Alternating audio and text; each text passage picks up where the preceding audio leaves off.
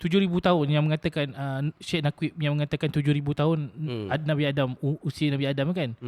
Itu pun adalah tafsiran dia. Ya, betul.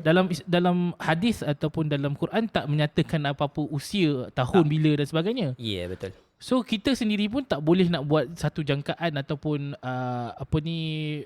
ramalan tentang tahun yang tepat. Betul. So boleh jadi je Nabi Adam diturunkan ketika zaman itu juga. Di zaman mana? Mungkin yalah ketika peradaban baru nak bermula ataupun boleh jadi.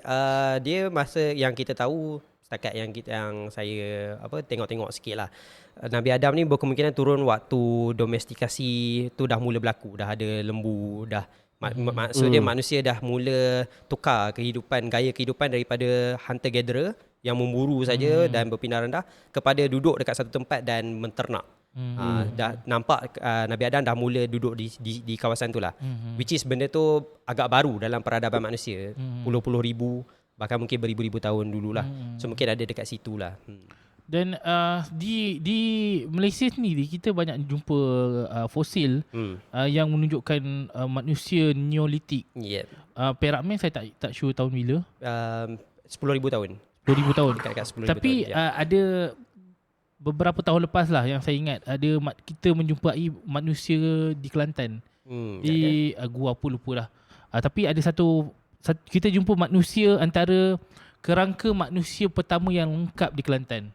Dan saya jumpa dengan dia punya arkeologis dan dia kata ini adalah manusia yang berdasarkan pentarihan dia kata dalam zaman Neolitik. So maksudnya ada manusia yang dah mendiami di tanah Melayu sebelum lagi. So lepas tu kita tengok migration pattern, pattern dia distribute daripada satu tempat ke tempat lain.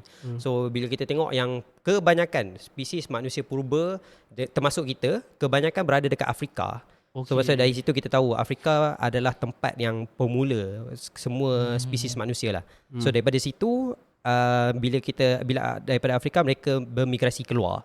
So setiap timeline tu memang tally. Kalau kita tengok daripada beberapa ratus ribu tahun dahulu sampai puluh-puluh ribu tahun dahulu, memang daripada Afrika dia keluar ke Middle East, daripada Middle East dia keluar naik ke China, turun ke Asia Tenggara. So pattern dia tu nampak cantik lah. So dari situ kita tahu lah pasal proses evolusi yang membentuk spesies manusia dan juga dia punya distribution dia. Dan bila dia distribute ni, spesiasi pun berlaku, membezakan satu spesies dengan spesies yang lain macam tu lah.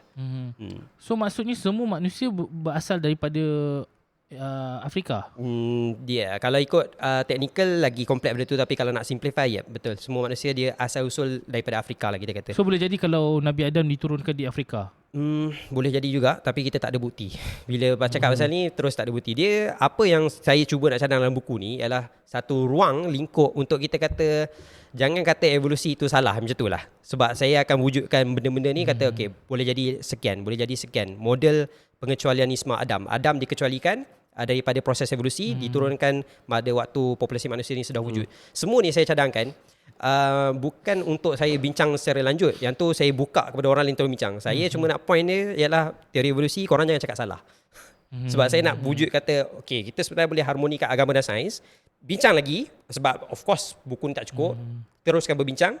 Aku nak move on ke next topik pasal evolusi macam tu lah. Sebab saya ada banyak topik evolusi saya nak cerita lagi, tapi saya tak boleh cerita selagi mana kita tak accept teori evolusi tu dalam dunia kita.